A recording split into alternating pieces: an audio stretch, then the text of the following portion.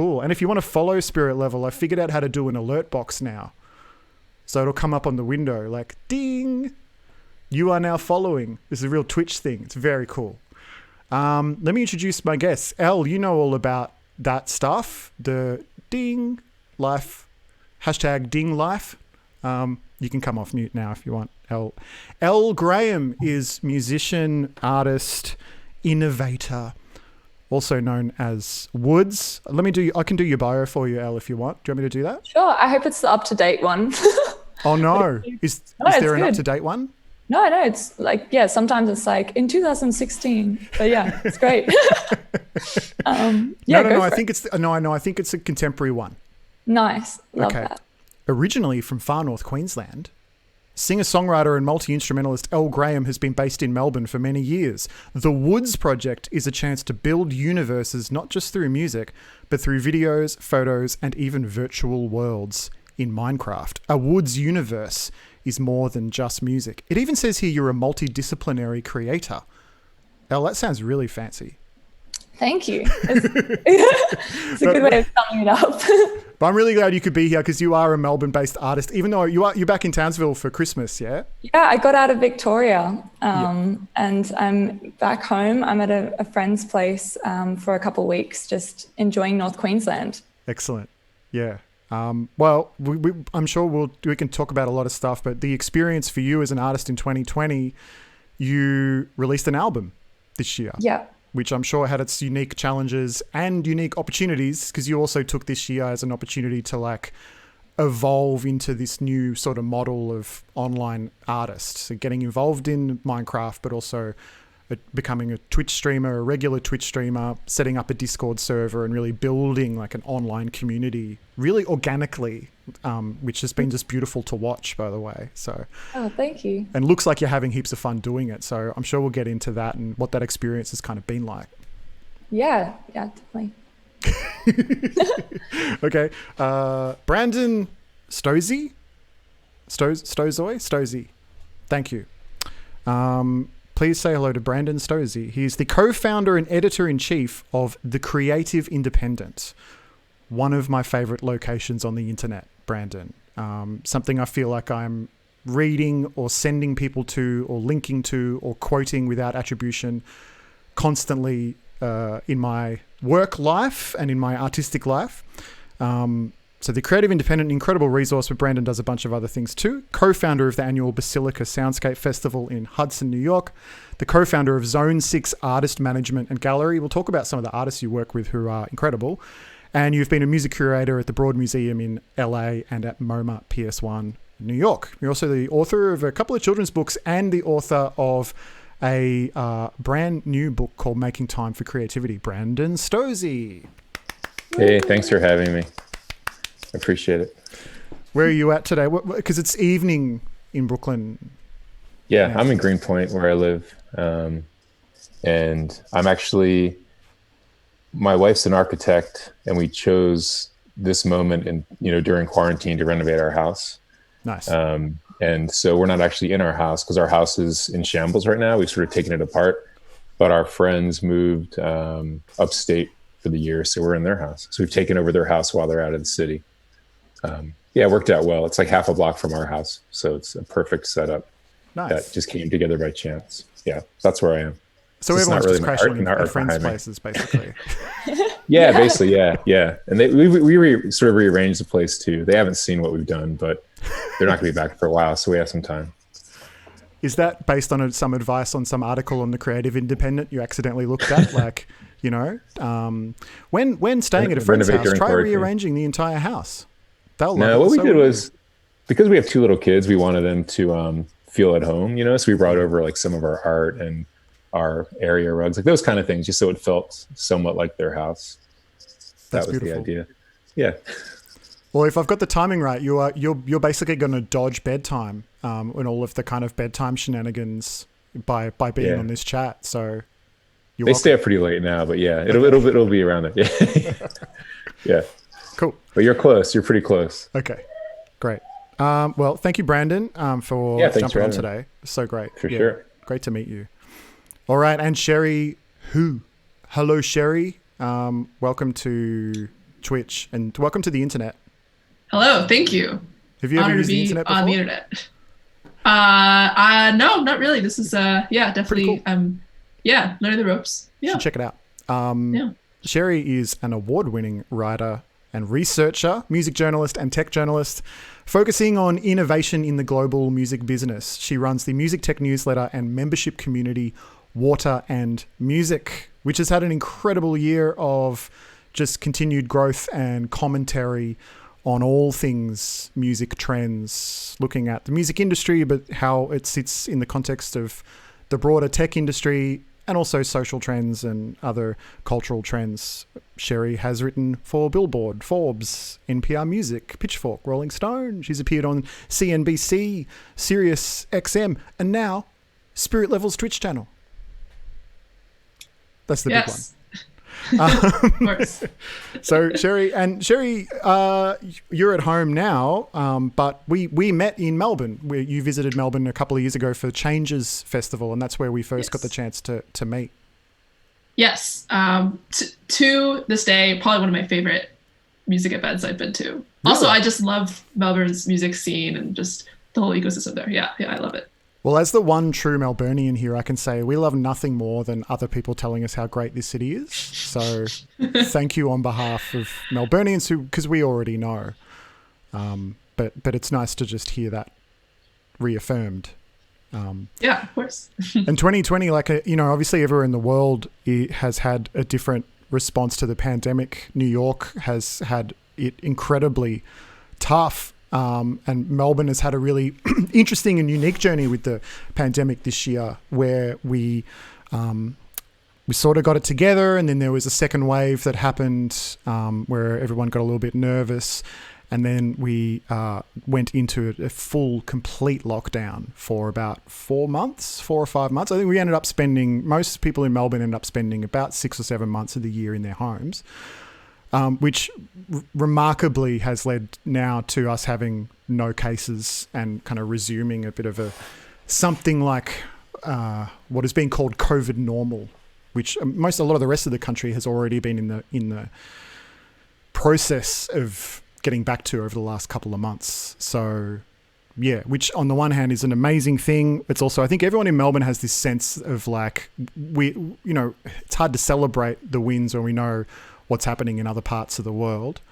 Nonetheless, Melbourne people are insufferable and smug. So having another thing to brag about is good.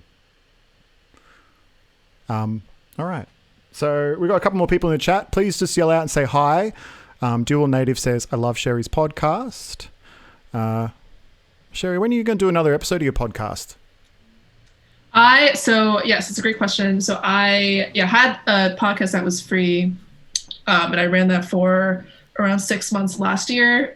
Decided to take a break from it just to focus more on the writing side of things, because that was just I guess just taking more time, just a matter of time management. I have started publishing, I guess, patron only podcast episodes. They're actually live recordings of Hangouts that I host in Discord as well. So I've posted a couple of those on Patreon in the last couple of months. So it's kind of like a private podcast. Definitely interested in kind of delving back into that on a higher level as well next year, though.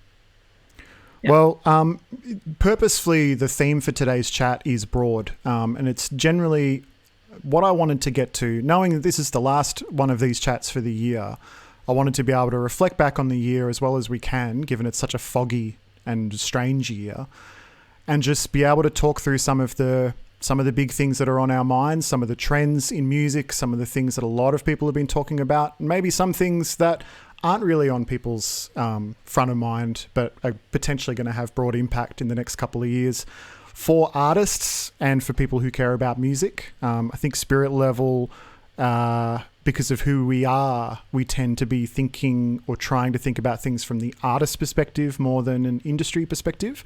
But all of it's really important when trying to nut out where music is at and where it's going. So I'm not even really sure where to start. I feel like the elephant in the room is COVID, and this idea that how is the music industry impacted, or how is the ecosystem going to get past this or going to rebuild. But I don't know if any of you feel this way, but I feel like some of the things that have maybe been talked about this year as impacting heavily, like live music and events being shut down, a lot of these things feel like maybe they're just exacerbating problems and conversations that were already well underway. Do any of you kind of think about what's going to come next as maybe more of an opportunity for change rather than a kind of a crawling our way back to where we were? I definitely, I'm not muted. Good. I definitely, like last year was very tour heavy and sort of leading up to this album launch where I guess the whole idea was to be touring overseas and doing a bunch of different showcases and things like that. And going into that, it's quite exhausting and there's a lot of, financial upfront costs, and it can feel a bit, as an independent artist, it's like quite grueling. And I definitely have found a lot of positives in sort of having this almost like deep clean, or like looking at what I need from touring, or what I need from live performance, what I need from my community, like in order to just sort of keep going, as opposed to it just being like these stepping stones that you feel as an artist you should tick. Like I should be going over to America and then going to Europe, and then it's like reevaluating what the goals are with that, where sometimes I think you can just get so busy and just be like, I'm doing it, I'm busy. But yeah, so I think there's a lot of positive change out of this. I guess, Elle, do you at the start of every year, do you have a moment where you stop and you go, this is what I want to get out of this year? Like as an artist or just as someone who's working on projects, are you somebody who kind of forward plans in that way? What's your way of forward planning? Because I'm really curious how people are approaching that. And maybe I'm just speaking from my own experience. I'm sitting and thinking about, what do I want next year? And what do I want to focus on? And the things I'm thinking about are so different to 12 months ago, even though my personal circumstances haven't changed that much. It's just that what I'm thinking about and caring about has changed a lot. Does that resonate with you at all? Definitely. I love making lists. I love planning, and like this year, my big plan was like the album's out in March, which was like such a bad time to have planned for. But I think without being able to plan and being like, just like, I have to be in the moment and I have to like find these everyday little things. That's, I guess, what led me to Twitch streaming and building online communities, and also just like reaching out to my community and seeing how they're doing, because a lot of my fan base are in Melbourne. So I actually started the new plan after March was to start releasing in July. And that's when we, like literally the week we went into stage 4 lockdown here. So I did the entire sort of promotion phase from inside my house, where you couldn't even plan to have anyone come over. That was like, it was just your household, just whatever you personally could do. So yeah, behold the internet. Yeah, well, we'll get into what you did there, because I think you did it with a kind of authenticity and in this kind of organic way that felt very real because of who you are and what your interests are. Some artists were positioned to capitalize on this year, and some artists maybe felt more at sea. And I think you were lucky in that way, that you were able to kind of like harness some of your existing passions into a thing that has really worked and might have even really changed the way you approach everything in the future. But we'll get into that a bit more. Brandon, I want to ask you, through your artist management role, you work with a number of incredible artists who I don't think we've mentioned yet, but maybe you can give us a bit of a summary. But I'm curious, working with multiple artists, you probably will have seen different ways of handling this unique year.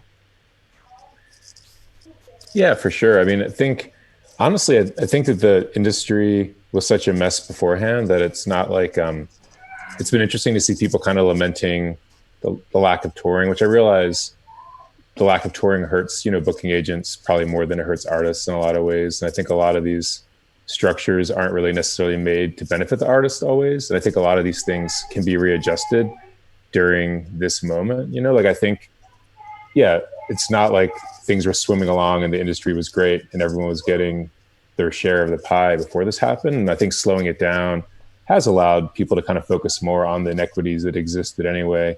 and to kind of, like you were saying, renegotiate it a bit and find ways that are maybe more interesting or profitable for the artist. And I think one thing that a lot of the artists I work with have been doing is getting good publishing deals, working on better sync situations where they're having their music pop up in like commercials or this or that, if they want to do that. Not everyone does.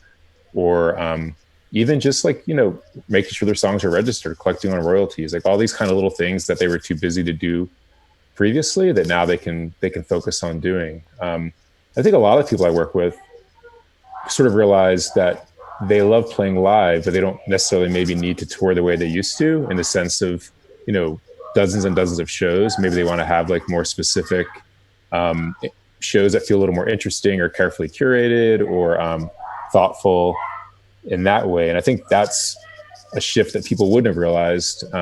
Like Elle was saying, if you're always touring and always busy, you don't really stop to think about any of this stuff. And I think it took this moment for people to kind of realize that. And I think a lot of the people I work with have been doing pretty well because they've had time to write new music. People I work with, there's like a few of them that are, working on either signing with a new label or, sort of finishing records for an existing label. A lot of that stuff has gone quite well. And it depends on, some artists. Like I do have an artist in New Zealand and they've been able to play shows for a while. And then I have an artist I just started managing, Indigo Spark, in Sydney, and she's starting to do some shows too. So there's like, depending on where you are, you're able to kind of negotiate in different ways. Aoife Nessa Francis, who I manage in Ireland, has been doing some kind of, streams in venues, but with no audience, but kind of paid streams kind of thing, and sort of slowly being able to do some shows. Feels like maybe in the spring she can do some shows in the UK. But then, other folks, it's challenging if you're in the US and shows just aren't happening yet, So I think, but again, people have been doing quite well. Like I managed More Mother, who released 10 records this year. And she was saying like it wasn't her plan to release 10 records. She just kind of started doing it because she was around. She has recording equipment in her house. Her girlfriend was busy. She's a lawyer, like busy doing her stuff. And she was like, I'm going to dig in and just do a lot of stuff, and just started collaborating with people, found it happening more and more. And the other day I was texting with her and I said, you released 10 things this year. That's great. And she said, I don't really think that's going to happen again. It just happened to be like this moment where that became a thing. But for her, it's kind of like the best year she's had, in the sense that her profile has grown so much just from, I think, doing this, just kind of plugging away. So I don't know. I feel like it depends. Either you go that route, I think, or you go the route where you're just like, this is terrible, I'm depressed and I can't focus, and you do nothing. I think most people, it seems that I know, kind of went one way or the other. They either kind of dug in, or they're just like, all right, I don't know how to kind of navigate this. I'm just going to chill and read some books and do something else for a while. But I think it is a time to be inventive, and Patreon, all these different things, there's a lot of opportunity. And frankly, touring is never much of a moneymaker either, unless you're like the National or Phoebe Bridgers or something. Is anyone here the National or Phoebe Bridgers? Just checking. I wish. Oh man, good album. Yeah, very true. There's a couple of things there. I think, both as a musician and just as a human, I feel like everyone's off the hook for this year. If you were super productive, like, good for you. If you figured out how to take advantage of this year, that's great. But if you didn't, that's fine. Like, this was not an easy year. And you kind of also hit on it, Brandon, like, it's never an easy year if you work in music or if you're an artist. There's never an easy year. So this was just sort of another year with more different challenges. And on that, you started off there by sort of saying this, that the structures of the music industry, the way it's all set up, it's not like there's some golden age in the past where artists were doing great and then this year it screwed up for them. It's always been tricky for creators of music to kind of get their piece of the pie and keep going. And that's something that I'm sure we'll talk more about. I mean, I don't know if this is that I'm just seeing something that I want to see, but if there's a trend coming through, I wonder if it is around a raising of awareness around some of that conversation. This idea that a lot of the music industry is built around, a lot of the music industry is the scaffolding that's built around artists, not the artists themselves. And that's been the case for years and years and years. And so the live music sector being kind of really hard hit this year has been really terrible for all the people working in those jobs at venues and booking agents. And I'm sure we all have friends who work in those fields who are having horror years where their businesses have been destroyed. But, you know, in the past, maybe, I don't know, it's hard to say this without sounding horrible, but, you know, some of that stuff is stuff that artists have already had to deal with for a very long time. And having that big chunk of the industry wiped out kind of shows you how vulnerable all of it is. In the chat, hey, please yell out if the levels are a bit off or anything like that. And also feel free to just say hi and introduce yourselves and start talking, because we've got a few people in here now and there's already a bit of chat happening. You know, Dual Native saying the lack of touring opportunities has exposed the volatility of the current models that many independent artists are dependent on. And May's also saying, you know, being touring heavy last year, this year stuck at home, the savings are real. So I think there's also, like, for some artists, it's like, how am I going to make money? I can't go on tour. For other artists, it's like, who are used to losing money on tours, you might have saved some by not having to do that. Like you said, Elle, that mystical Europe trip that Australian artists always feel like they have to do if they're going to, you know, like maybe we've all saved $5,000-$10,000 by not feeling like we had to do that this year. But Cherie, one of the wonderful things you do is you look at the music business at like a tectonic scale, like the giant plates shifting, and you talk about the giant billion-dollar platforms and companies that shape the structures that I'm sort of talking about. I'm curious whether you see this year as a moment for a refocusing on the small or on the middle class or working class artist or whatever you want to call that, or do you still feel like, I don't know, like what's your take on that? Yeah, it's definitely really big and complex question. I think I guess from the very beginning, and by beginning I guess I'm thinking about kind of like early 2020 when you know, all the major tours got canceled, festivals, in-person events in general. I think a major theme has come out of this conversation is kind of like models or paths that we've like accepted as quote unquote industry standard, and we've like kind of taken for granted instead of like interrogating more. And I think a lot of people in the industry had taken the kind of like album release touring kind of cycle for granted, like, oh, we'll release an album on streaming services, probably won't make the money back that we spent making the album for like a long time, you know, as long as like a year or 2 years, but we'll make more income on tour, and that like will like make up for that in person. And yeah, kind of with touring totally off the table, there was and still is a major reckoning with how like just how unsustainable the digital music economy alone is for the vast majority of artists. Definitely like a reckoning with kind of how the messaging around like streaming quote unquote saving the industry definitely isn't accurate if you like really drill down on the artist level. So yeah, I guess it's one thing I've been writing a lot about and that I am excited about. Definitely something I would like to see more of next year is just experimenting with more ways either of like monetizing music online or of building community and engaging with fans online beyond just landing on a Spotify playlist or, you know, racking up Instagram followers. That there are like tons of newer platforms coming up, a lot of which are coming in from outside, I guess, the music industry proper, but that could apply really well to a lot of artists' careers. Live streaming and Twitch in particular, speaking of which, is definitely one of the major, I think, contenders to come out this year in that regard. But yeah, beyond just like live streaming or live performance, there's like a whole ecosystem there as well.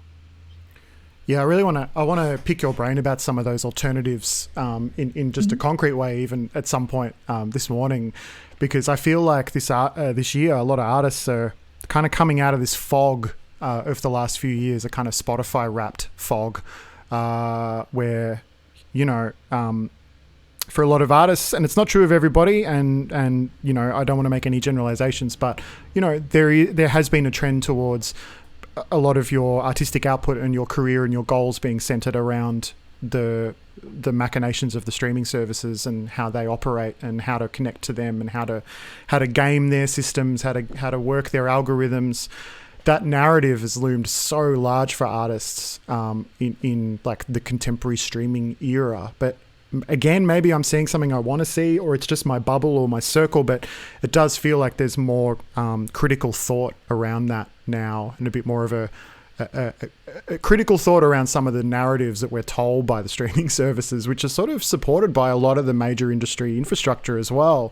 Like what you just said there, the idea of like Spotify saving the music industry was a narrative that all the major labels and a lot of other parts of the industry really wanted to push quite strongly. But this year, there's been some missteps, even thinking of the blackout Tuesday around Black Lives Matter, and the industry sort of misstepping a little bit there. But then more recently, more critical thinking around streaming. So, we should talk about Spotify, because you can't talk about music without talking about Spotify, as much as I would really like to. I'd like to know what you guys made of, in the last couple of months, we've had the Justice for Spotify campaign come out of this union in the States, and then also the UK inquiry into streaming, which is going on right now, where they're pulling in artists and representatives from the industry to talk about compensation for artists and how streaming, how the model of streaming has reshaped how people work and how people think about music. Do you guys see either of those things having a impact? Whose game? I was gonna say, one thing I think is tricky is like, I think all that stuff is super positive and hopefully does have an impact, but then there's always like the discouraging moment when Spotify Wrapped happens and everyone starts doing free advertising for Spotify. But it makes sense. It's like Spotify is very smart about that, and it's human nature to want to show, here's my list or here's what I've done. But it sort of can be, it can be a little bit depressing when 3 weeks earlier people were all posting these things about how we have to kind of boycott Spotify, we have to sort of organize, we have to reject it, and they're like, oh, here's my Spotify Wrapped. And I think there needs to be a little bit of it's part of the reason why the US is doing so bad with COVID right now too, is like just this, I don't know if I want to use the word discipline necessarily, but people just lack the ability to kind of do the right thing. Like just to kind of, all right, cool, I'm going to do this thing and just stick to it. They're like, no, wait, well, I'll do it, but no, I'm going to go home for Thanksgiving. It's okay. I'm over it. It becomes this whole thing where it just increasingly just keeps, the ship gets more and more holes in it, and then it eventually sinks. And it's like, yeah, you can't say I'm vegan, but on weekends I eat chicken or something. It's like it's that kind of thing where it's like, if you're against Spotify, you're against it, don't use it. There's other ways to access music, buy music from Bandcamp, do other things. You can't sort of have your cake and eat it too, sort of thing. And that's the depressing part, is it feels like there's a lot of talk, but so much of social media is performative, and like so much of it is about getting those likes, like Cherie was saying, which don't really amount to much in the end of the day. And it's sometimes I want to try to separate that thing when people are going off about like Taylor Swift or going off about this. I'm like, do they really think that? Or is this just like the thing to say because you're going to get some reaction online? And I'm hoping the Spotify stuff goes deeper than that, because it's going to take doing things in private when you're not like performing online and sort of quietly doing things that will actually make a difference. And that's, I think, the bigger challenge. Not to be cynical. No, it's good. No, I agree. Cherie, what do you reckon? Yeah, just to build off of everything that Brandon said. I do.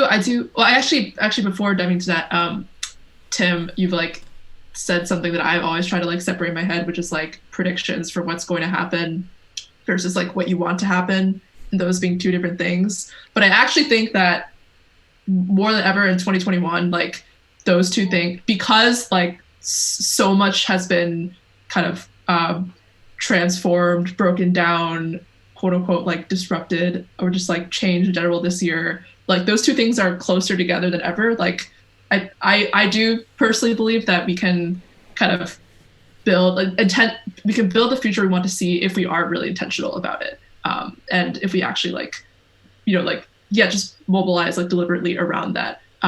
Because just like so much is still up in the air about specifically the future of music, or just like the future of society in general. So I just wanted to that's my personal opinion, but I wanted to open with that. And then, I think I also hope that these two pieces of news, just the Spotify and then the UK investigation, definitely lead to a positive outcome. I personally think that, I guess, asks for Spotify to increase their royalty rates definitely come from like a legitimate place in terms of streaming payments not being enough for artists. But in order for that to happen, I guess there are a lot of moving parts, a lot of which are just still very opaque. For example, like Spotify's licensing agreements with and equity agreements with major labels. Like, what does that entail in terms of, for example, like, are they paying millions of dollars in kind of advances to these labels, and does that limit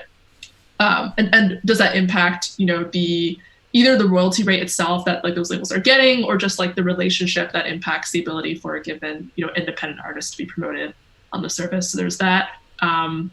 There's I guess another like contractual level is what contracts are these labels signing with artists that may also lead to their streaming payments being really paltry. It's not just Spotify isn't the only kind of actor in that chain.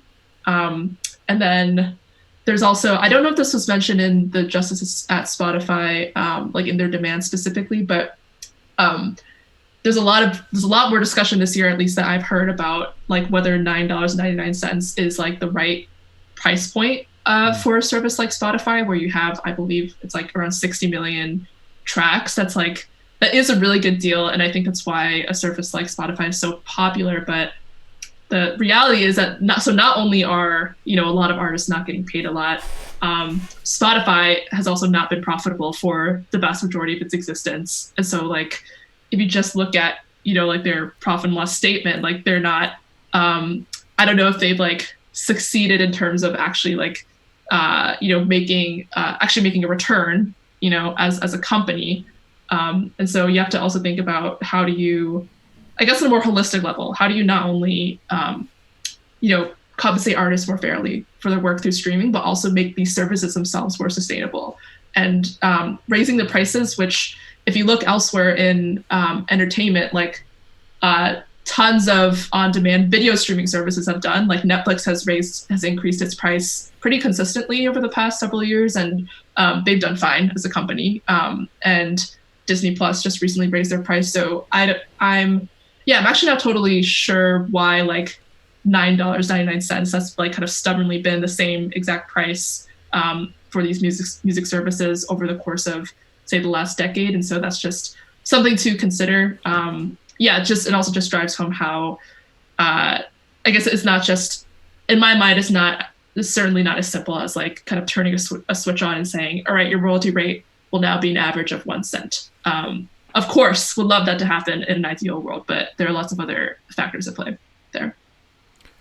Yeah, but there's so many great people who are writing and speaking on all of this. Cherie, you're one of them. But there's a great podcast I want to shout out called Money for Nothing that I've been getting into this year, which you guys may know. And they did a great episode on Spotify, maybe a month or so ago, around the sort of launch of justice for Spotify as a campaign. It might have been maybe 2 months ago. And it was really great hearing just a reminder, it's them breaking down some of the reality around Spotify, which you were just talking about, which is, and I think someone in the chat's just pointed this out, Jewel Native, like Spotify is a tech company. They're not a music company, as much as they, position constantly at their audience and at artists as well, which is where it gets a bit problematic. Position themselves constantly as an artist-friendly music company. They're really a tech company, but also that, they're not profitable. There's not actually a lot more they can do, and some of their situation is a result of kind of strong-arming from other parts of the music industry, and you kind of trace back some of the situation we're in to things that existed well before Spotify existed, in terms of having these dominant major labels and dominant multinational corporations pulling the levers. So, not to let Spotify off the hook at all, but there is obviously this deep context for what's going on. And I think as an artist, particularly if you're an artist, like it's one thing if you have 1 million monthly listeners and you're your personal income and maybe the income of multiple people you work with, your team or whatever, is all dependent on those royalties. You got to pay your bills in order, like Spotify is literally paying your bills and those of people that work with you. Then you've obviously highly invested in this debate to get Spotify to shift to more artist-friendly policies. But I know, speaking maybe from my own experience and artists that I work with on my level, the royalty income has never seemed like anything that would even remotely be an income. So kind of going at Spotify to try and squeeze more juice out of the stone seems like not nearly as useful or interesting a thing to do than to explore new ideas and new platforms. But I want to get back to talking about some of those new ideas, but I also just want to say, like, all of Spirit Level's music is on Spotify. We are on the platform. Elle, like, you're on the platform. The Woods record, you put the Woods record on Spotify. I can't imagine that you sat and had a serious conversation where you were like, maybe I won't put my record out on Spotify because I'm not sure about some of this stuff. But there's barely an artist on the planet that isn't in two minds, at least, about streaming rates and the impact of streaming on how we live and how we consume music. So how do you, and you can answer this whatever way you want, I feel bad putting you on the spot, but how do you personally, and I can answer this too if you want, like how do you personally reckon with Spotify, with the streaming model as something that you sort of almost inevitably feel like you have to do as an artist? Well, I remember the first night I got Spotify, I studied interactive composition at VCA, and one of my lecturers was like, there's this new thing, you guys should all try it. Like, and no one in the room had heard of it. And I went home, downloaded it, sort of started at like Nils Fram and found like Olafur Arnalds. I found some of my favorite music that night, and I was up till 3 a.m. following this path, which I normally would do on YouTube. And I just thought it was a game changer. It was magical. It was, and fortunately, from the start of the Woods project, they got behind it on like the Australian team. And I think it can be a kind of complicated relationship where in this time as an independent owning the masters of my music, it's like it is helping me pay my rent in a time when there's not much else coming through. So yeah, it's tricky, but I think this year it's also been like looking at it as like it's social media for artists and looking at playlisting, and if a release doesn't, resonate in the way that you thought it would, or just that has been really disheartening. But I'm not putting that on them per se, but it's just your own expectations, and it's pretty amazing watching what works, but it starts to become this thing where you're like, okay, they did this, how do we do that? And because we're a small independent team. But yeah, I don't know, it's complicated in that also as a big music listener before Spotify, I'd probably go and buy an album that I was excited about at least once a month, probably a couple, maybe like 3 albums a month. And then if you're looking at that like $25 or so price point, it's big music listeners would spend quite a lot per month on access to their favorite artists. And now you have everything. But I'm not sure how that would work with the more like everyday cafe listeners versus the, I don't know, people wanting the FLAC recordings or, I don't know. Og Vorbis. Yeah. Shout out Og Vorbis. Who's got a mad Og Vorbis collection. Shout out in the chat. Well, Elle, let's talk about some of the other stuff you did this year before we get into maybe talking about some other platforms and ideas that are floating around. Had you, previous to lockdown, had you maybe thought, like, did you already have plans in place, or had you kind of thought in the back of your mind, like, oh, I wouldn't mind trying Twitch streaming. I wouldn't mind starting a Minecraft server. Like, had you already thought about that stuff? In 2017, I lived in the share house where I was with a master's architecture student and a music coder, and it was very much like an ideas sort of household. And we had a Minecraft server for like half a year, where it's just like, I feel like maybe 3 to 6 months, but like we were just really into it, building this village amongst ourselves. But it was a way you could jump on Discord, and that's how I kind of got introduced to that, just using the voice chat with people in Perth, people overseas. We just had this sort of collective in Minecraft, and it was just more fun than being on Messenger, being able to chat whilst like making a farm or making a house, or it didn't really have any goals or anything. It was just sort of like, we're going to do this adventure at one point. And I just really liked the platform, and I thought something there, like I wanted to do some interviews in it where I like built a song or something. And I was like, because Hayden from Power Rats was in our server, and I was like, we could do some kind of just like cute interview where he's sitting on a chair and we're just talking about farming and music and I don't know. And it was kind of, it wasn't like a super celebrated idea at the time, because it was kind of like, well, okay, Elle wants to do this kind of strange thing. But in COVID, it sort of made sense to pull the record over and into that environment. So essentially throughout this year, I've built my entire album in Minecraft, where every song has a specific build in the world. And usually the way that I write music, I'm thinking of different landscapes or like memories. You can have kind of like specific, like camping or being like up in Paluma in the rainforest. So in Minecraft, you have all these generated biomes that already pre-exist. And so it just made sense pulling it all into there. It was initially just going to be this little idea, and then it ended up being like the one thing I could control. And also I invited my community to come and join me, and it was sort of an idea that would only work if they were keen. So I had a bunch of master builders and people learning how to play Minecraft. And I got Australian artists, Morat, Alice Ivy, Montaigne, Dadiri, Ruby Fields, and a bunch of collaborators in to do building battles. So just kind of, I don't know, I look back now and I'm like, man, I played a lot of Minecraft this year. But it was cool. Mojang, who create Minecraft, about halfway through the project, they got in touch and they were like, we really like what you're doing. To us, it's a world first, because no one's ever built an album, an interactive, like sculptural album inside this platform. And so I did an interview with them about the project, and that came out just after the record. And it just looked like it was all planned. Like we're just on it. But it's always the way.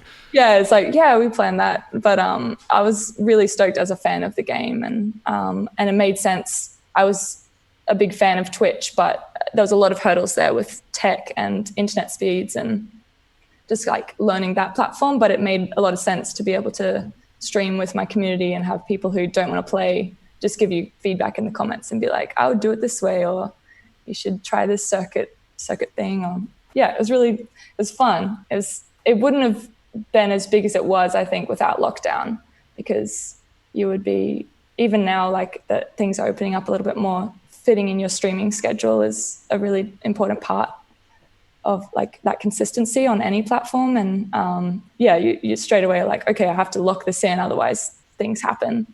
But in lockdown, I had all the time in the world to play Minecraft, so it's good. And get into Twitch streaming as well, which you're still doing pretty regularly. You were streaming Goose Game yesterday, is that right? Yeah. My kids love the Untitled Goose Game. They flip over it. They love it. It's so good. Yeah, I had watched the gaming conference. Is it his name Dan, the composer? Dan Golding. Shout to Dan Golding.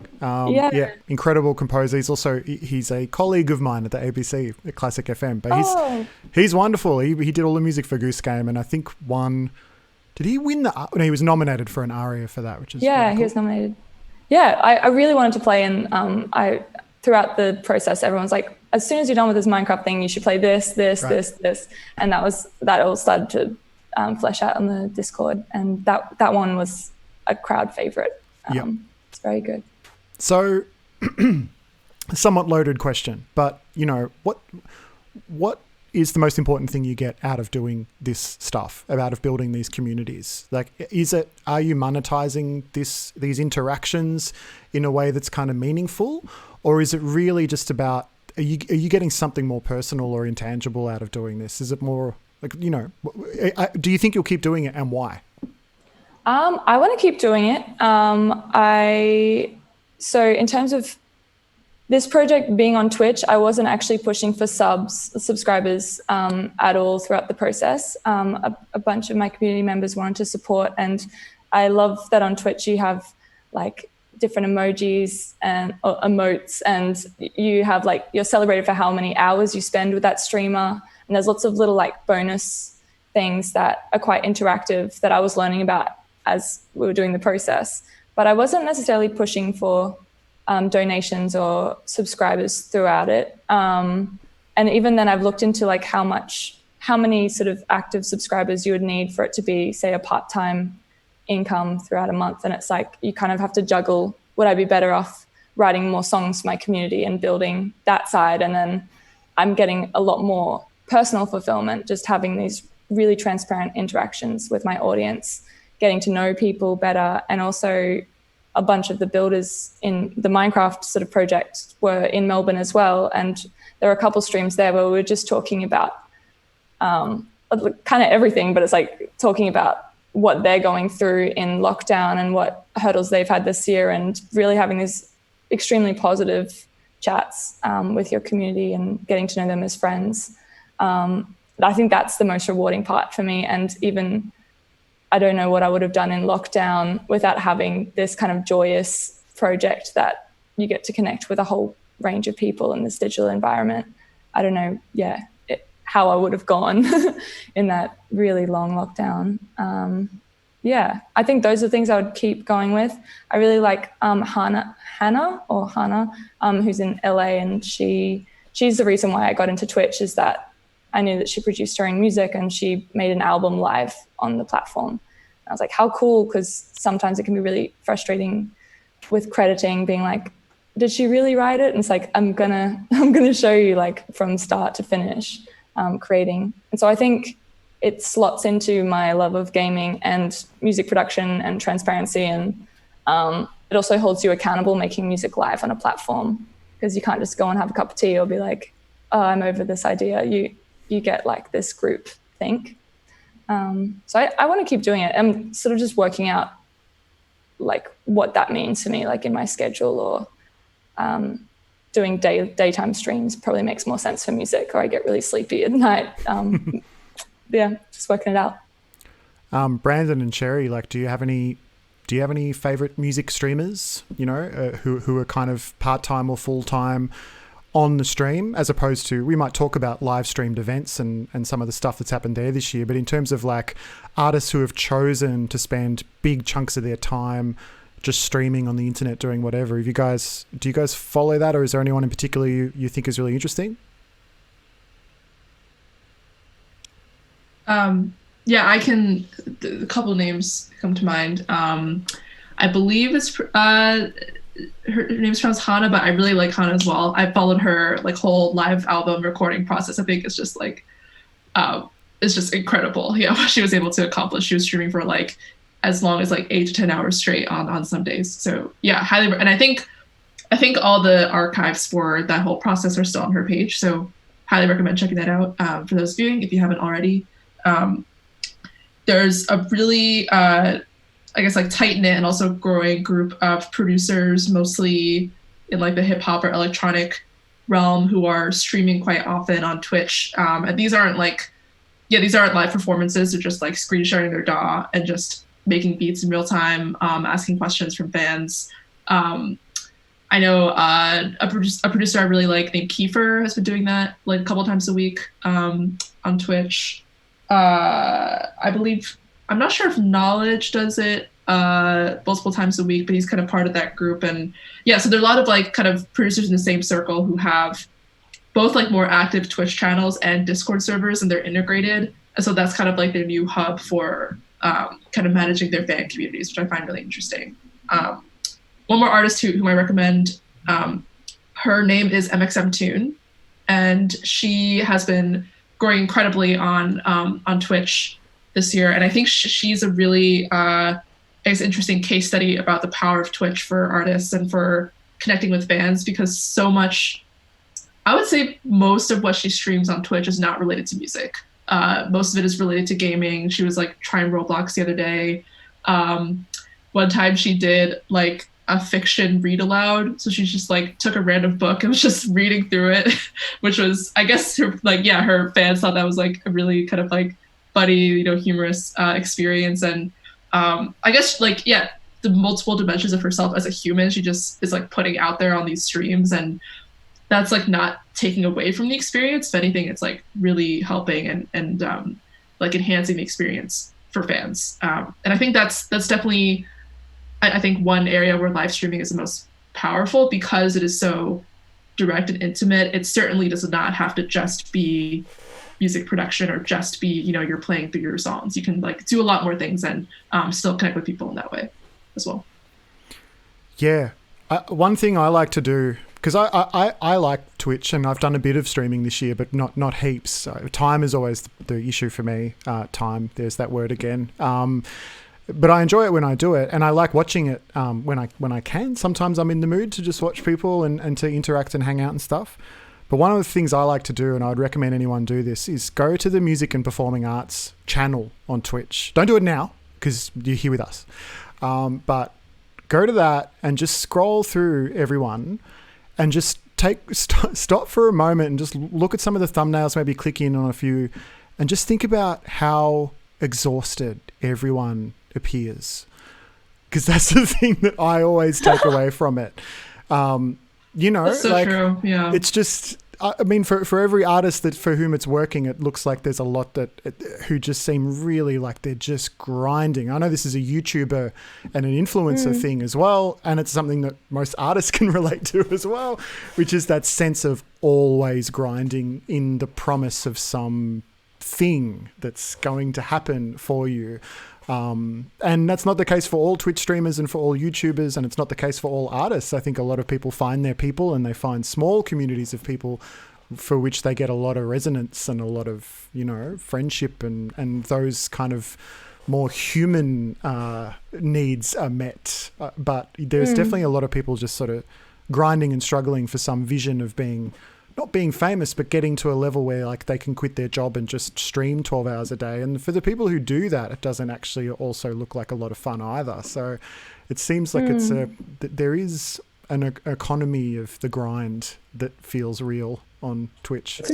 I think like Elle was saying, I think if you find your community and it feels like a natural fit, then it's the way to go, you know? And I think for people who do it and it comes naturally to them and they're just good at it and it's an honest path, then it's a great thing to do. If you're having to force it, then it's probably not the right thing for you, you know? And I think one of the artists I manage, Hand Habits, has been working on a new record, and Meg has been very intentional about saying yes to certain things, saying no to other things. You know, one thing I was thinking about is they're in Perfume Genius's band now. They play guitar in Mike's band, and they've been doing late night stuff. And what's been interesting is how like they'll do a late night performance in the desert, you know, in Joshua Tree or something. That's one thing I was thinking about, was how late night programming was always pretty rough. You'd have to kind of do stuff in a studio where the sound wasn't necessarily great and try to like pull off this thing. And now you can be Perfume Genius in the desert with like beautiful lighting, like with the sun, you know, I mean, it's just, those are things where I think people have really been able to have fun. Or even, you know, Future Islands, who arguably really owe that Dave Letter performance to kind of pushing them to a different level. You know, they were one of those bands that were around forever. And it was when I was still at Pitchfork, I remember not Perfume Genius, Future Islands. I booked them for South by Southwest. And it was like one of those bands where I was like, you know, I love these guys. They've been around forever. They're great. They're one of those like mid-level indie rock bands. Then they played Letterman. And by the time our showcase happened, they were the band that everyone wanted to see, that people were like climbing the fence to see. And I thought, wow, this is a moment where late night TV actually had an effect. You know, so many bands play it and nothing much happens, but they used it in a way where it did. And I think that's what this moment can be too, where if people find a natural, honest way to react to it, and people can read that, I think it can be that moment where suddenly you leave quarantine. Like you're saying, you don't have to. For many people, it's hard to create during this time, but if you manage to find that space, you could end up being better off now than you were before it started. And I think that's been surprising to a lot of people. And a lot of people I manage, I'm like, wow, you know, we're going into this thinking this is going to be terrible. And we're actually, not that we're out of it, but we're at a point that it's been going on for almost a year, and they're feeling kind of better off than where they were before. And I think, like you were saying, to focus entirely on Spotify, you know, Spotify's there. Spotify's a huge thing. But I think, you know, back in the early days of punk rock or whatever, people kind of rejected the structures and found other ways to kind of exist. And I think certain things like Spotify, they may never be profitable. They may never make artists a lot of money, and they can just be a boogeyman forever. But I think the trick is to like find other ways to make money. And if they do, that's great. But, maybe like the Bandcamp Fridays are a great thing to come out of this whole thing, and plenty of people are making tons of money off of those. And I think there's ways to kind of to plan and strategize. And I agree, Spotify can do a better job. But I think if that's all you're thinking about is Spotify, you're kind of missing a lot of other possibilities and a lot of other things that are not great either. I mean, even like labels not giving artists great deals or booking agents that are lazy and just mailing it in. Like there's a lot of things that are wrong, It's not just the one thing. Yep. Good year to reset and just to kind of feel like you have the freedom to upset norms and therefore just be more authentic and be real and just follow the things you're actually interested in doing, because you don't have to follow the normal path. Like if there's something positive to come out of this year, it's to kind of hold on to whatever that feeling is, that feeling of renewal and newness and, finding your own way. Got a bit zen there. Hey, I think it's a good time to be zen. I mean, I feel like half my job as a manager this year is like being zen and saying, all right, let's like figure out how can we make the best out of this? Because when you're collapsing around you and like there's a pandemic and an insane presidential election, all these things, you can either just be like, oh wow, this is terrible, I'll just like feed into the terrible, or you can say, all right, how can I find something poetic, however small, something like amazing, even if it's a tiny thing, like, how can you grasp onto that? Because otherwise you're just going to fall into the void, which is not great. For anyone who might have just jumped on and is hanging out listening to the chat, thanks so much for doing so. Feel free to chuck us a follow. That's what you say on Twitch, isn't it? That's the Australian.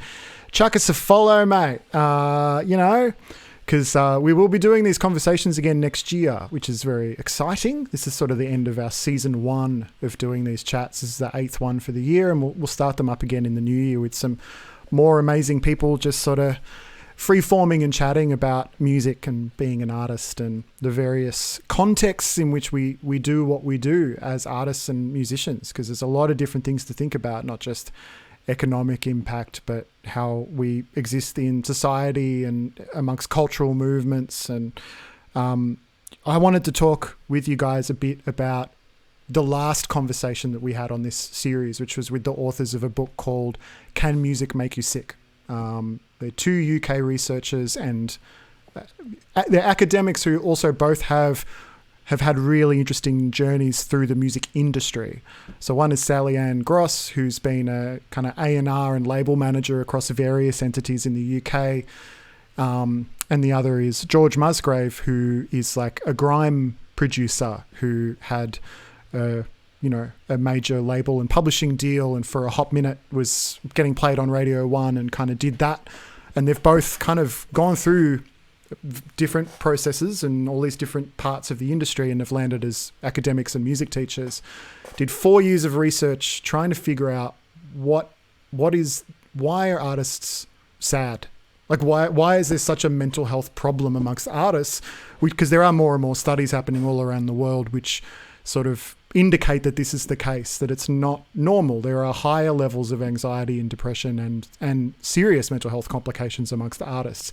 They wanted to figure out why that was, so they did a qualitative study where they basically for 4 years talked to different artists around the UK and then published their findings in the context of academic rigor. So the book is great to read. It can be a little bit heavy going in parts because there's a lot of reference to cultural theory and other studies, but it's also like incredible ammunition for anybody who feels like there's something wrong and is looking for not answers, but just some ideas and some explanations around why is it the case. And it turns out, spoiler alert, it's not because all artists are gentle, sensitive snowflakes and tortured souls. Like it turns out that's not actually the case. And it's also not necessarily because they're not getting paid enough. Although that is like a factor, but it's actually not really even a primary factor. So we had just this beautiful and at times quite intense conversation about a month ago. And again, maybe in the context of Brandon, what you were just saying, it's like it does feel like for a lot of people, even not musicians, even just regular human beings this year, there's been a lot of existential thought, a lot of time for thinking about feelings and what you want and who you are and what does all this mean. I feel like more and more people are doing that this year because of the pandemic, but in the broader context because of political movements and climate change and that it's various reckonings. You used that word reckoning before, Cherie. It's like there's reckonings everywhere in the 21st century. So we're all in this existential mode. So I guess, Brandon, I'll start with you because I know this is a topic dear to your heart. A lot of the work you've done on the Creative Independent, the website, a lot of those interviews and articles are about emotional well-being. I love that the Creative Independent, the mission, you say it's a growing resource of emotional and practical guidance for creative people. It's not a how-to guide on how to navigate the industry. It's more of a resource on how to be an artist, and there's a lot more to it, and looking after yourself is one part of it. This is such a huge topic to get into, but what have you learned through all the conversations you've had, the artists you've worked with? How do you approach the topic of keeping someone kind of together or helping them through their mental health challenges as an artist specifically? Yeah, it's tricky. I think it depends on each individual person, but I think one thing I've noticed since starting the website is that people always resonated with the interviews that tended more towards emotion and kind of dealing with emotion.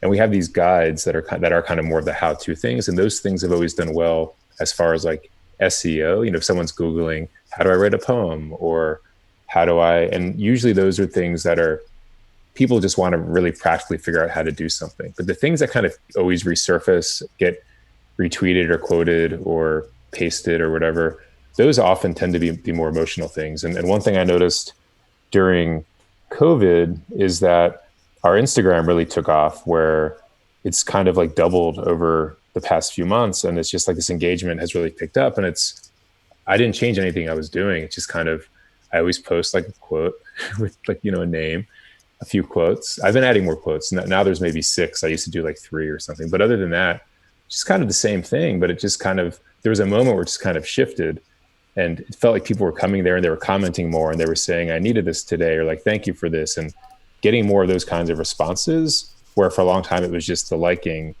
And yeah, it was just, I can trace it to this time where people just started really engaging a bit more and wanting to have a conversation. And I think one thing that's been interesting for me is I'm not very present, like myself on the site. I mean, I do the entire site by myself. So like I'm the only person doing it besides like freelancers and things like that. But I'm not on there like, hey, this is my website. It's just kind of like quietly on there. And when I do an interview, I try to make my questions as little as possible and let the other person talk. But people will send emails all the time, just sort of as if they know the website, like as if they know the people behind it. I think they see the website as this friend, which is a very sweet thing, especially after working at Pitchfork for over a decade where everyone hated us. It's kind of nice to have readers who are like really positive and say really sweet things and really thoughtful things like, hey, this website encouraged me to write my first poem. Hey, this thing helped me through this. And like getting those kinds of emails, you realize, all right, this is doing a service by simply just having honest conversations that people about their process. And I think the thing people seem to resonate with is that even if you're a well-known artist, if you're like Philip Glass or you're Laurie Anderson or someone, you still struggle with the creative process. Like it never gets easy for anyone. Like it's not like someone reaches a point where they're just like, all right, this is automatic. I'm just doing this thing. It's hard for everyone. It's hard for people to make ends meet. I think a lot of people have different, I mean, I know as a kid, I thought if I can just freelance for the Village Voice, I'll be rich. I'll be, set. Then I did a freelance job for them. I got paid my $100 and it took like 5 months to come. And I was like, all right, was clearly not what I was hoping it was going to be. And I think people have different ideas of the financial stability of the arts, emotional stability of people making it. Just everyone is human, and it's really hard for everyone to do their thing every day and just to get up to keep doing it. I think that's been the thing that's resonated the most with folks. But as far as like working with artists, a lot of it is just like hearing what people have to do, making an honest reaction to it. If someone is stressed out about something, because that always happens. I'm writing a book about failure right now that was in the series of the Make Time for Creativity book. And a large part of that is this idea of many people think of themselves as failures, even when they're not failing. Like they'll kind of look at themselves, be like, hey, wait, why does this person, they got a Grammy nomination, but I didn't. And this person did this. But the thing is, there's always like someone who's never even like, has no one listening to their music. There's always someone who's looking at you, like as you're looking at that person, there's someone also looking at you like, hey, wait a second, but you're doing better than me.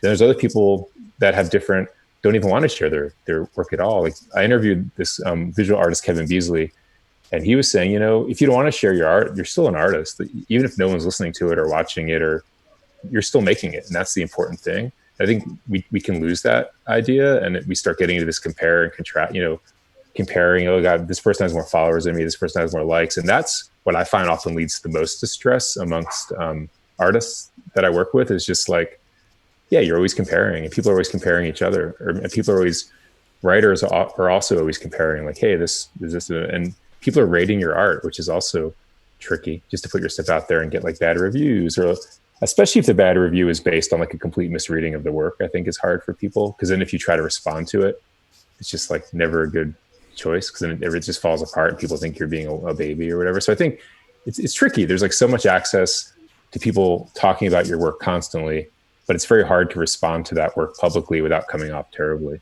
So it puts you in kind of a tricky spot. So you talk to your friends, or you talk to your manager, or you talk to other people, and you write the letter that you, like, my kids had never watched The Simpsons, and so we've been watching The Simpsons. And there's an episode where Homer writes a letter to his boss and decides not to send it, but Bart sees it and sends it anyway. And it's kind of like, because he has this moment to calm down, and it ends up like tearing everything apart, and he loses his job, and it's just like everything's collapsing. And I think the internet is like sending that letter immediately, like where you're still angry and you just send it. And I think there's so much of that on both sides, where you don't have the night to sleep through and be like, you know what, I'm not going to send that thing after all. And I think that hurts people on both sides of the coin. You see that happening to writers too. When like a friend of mine at Pitchfork, when she reviewed the Taylor Swift record and gave it a good review, like the fans, because it wasn't a 10, they like reacted violently and like tracked her down and figured out her address. It's just like terrible. So I think there's stress on all sides, because people are stressed and they can reach each other so easily. I think in many ways that's been great, but in other ways it's like so terrible and hard, You kind of touched on something which is like a key finding in this book that Sally and George wrote, which I think someone's dropped a link to in the chat, Can Music Make You Sick, which is available as a free PDF, by the way, which is an amazing thing they've done, kind of make it open to anybody who wants to read it. Or you can click on our 2-hour conversation, although our convo was much more rambling than the book is. The book's much more clear and focused in kind of outlaying its findings. But one of the key findings in the book is a thing they call the expectation reality gap, which is a section of the book which I think will just resonate instantly with any artist. And they identify that as like a key issue that leads to mental health issues, depression in particular, for artists. It's a very basic idea, Brandon. It's the idea that you're going to get to write for Village Voice, and then you're set, and you'll make hundreds of thousands of dollars as a famous music journalist. It's that idea which is so intoxicating, and musicians and artists seem to, for whatever reason, have a lot of trouble escaping that compared to other people, compared to music journalists maybe, or compared to athletes. I often think about athletes and sports people and how they tend to have a pretty good indication of when they're not going to be professional sports people. It's when they are proven to genetically not be at the same level as everyone else, and then they get a bit too old, or they bust their knee and it's over and they get another job. Musicians somehow often don't have that moment where someone taps them on the shoulder and goes, looks like you've done an ACL. You're out. Your career is over. Like, that doesn't happen for music. So you get stuck in this quite often quite toxic. What's the word when things repeat? You know what I'm saying? Like a cycle. Loop. So, but Brandon, on the Creative Independent, you did this great thing a little while back called the Music Industry Investigation Report, which has a lot of similar findings and similar ideas to what's in this book. And one of the things you found was you asked musicians how successful they feel out of 10, and found that overwhelmingly musicians believe that they are not successful. Most people were kind of placing themselves in the 3 or 4 out of 10, and it didn't matter really how much money they were earning or what they were doing or what they'd achieved. They just felt like they weren't successful. Brandon, you were just sort of chatting a fair bit, so I might throw it over to Elle. Like, How, because like I said, every artist I think deals with this. I've dealt with it. I still deal with it. That strange gap between what you hope will happen and then, what does happen. How have you found ways of coping with that as an artist? So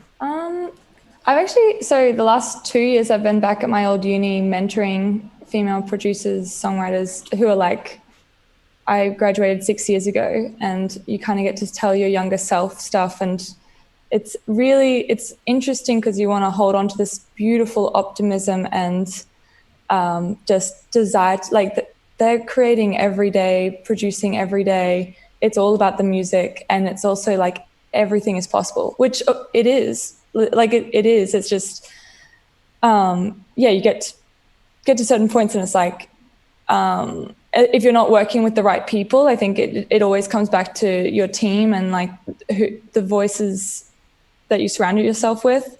That's been really important. And I think also this year it's been a big one for just like boundaries, where I also acknowledge that music is one bubble, and having friends outside of that, because it is that whole people seeing where you're at and being like, oh, that's where I want to be, and then you're looking at someone else. I absolutely resonate with that, because it's everywhere, and often talking to emerging artists and things like that. Yeah, you have a whole bunch of things that you've gained in the last 5 years that they're trying to work out, and I think being able to share where you're, I don't know, being able to just have conversations with people of all different levels is always really helpful, because often I talk to friends on majors and they're like, I don't get paid this much, or I don't get the control that I would love, or I'm trying to get out of this. Then you talk to an independent who's like, oh, I just would love to be on a major. Yeah. It's a funny thing, but ultimately it always comes back to me about having these conversations, and who you surround yourself with is the most important thing, because anything is possible if you're around the people that think that way, which I've really enjoyed about your Spirit Level Discord and those conversations there.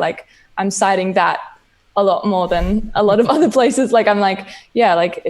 Figuring out your own sort of success, and that whole I'm successful in that I do music full time. It's extremely rough some days, but that was the whole goal, was when I was working as a waitress, whether I was working as a nanny, it was I just desperately wanted to just be focusing all my energy onto creating, and I can now do that. But it's how much of that is creating and how much of it is just this music admin that starts to weigh you down.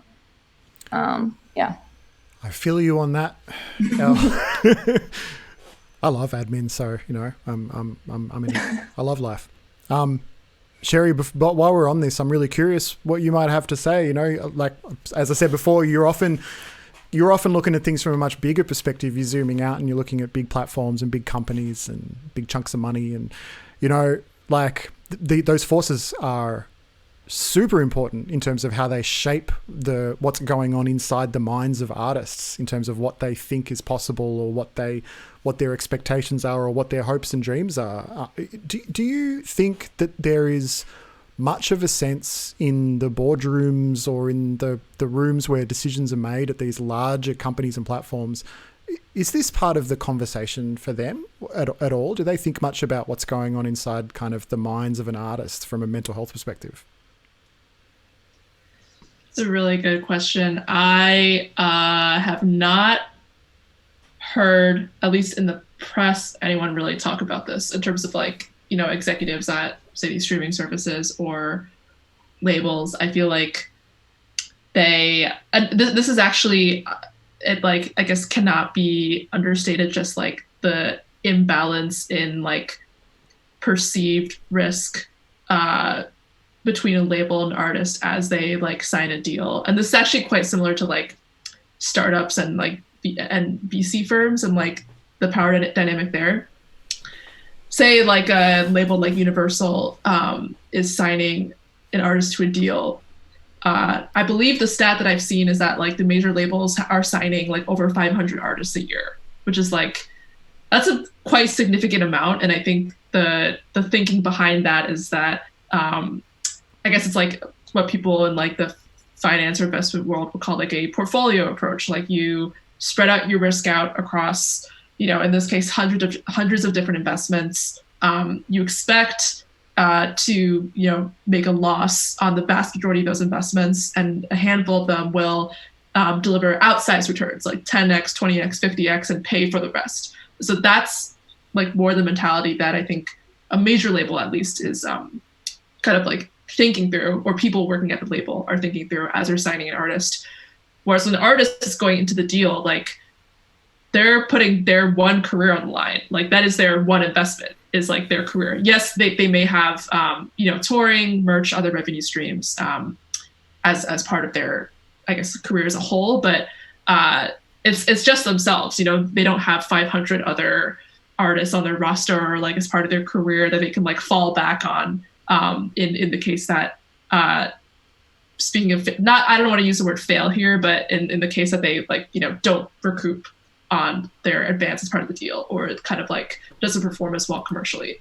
So I think that just is I guess context that either is like missing or is not, I think not like discussed enough in like the context of like signing a label deal. Very often just like the risk profiles are fundamentally different.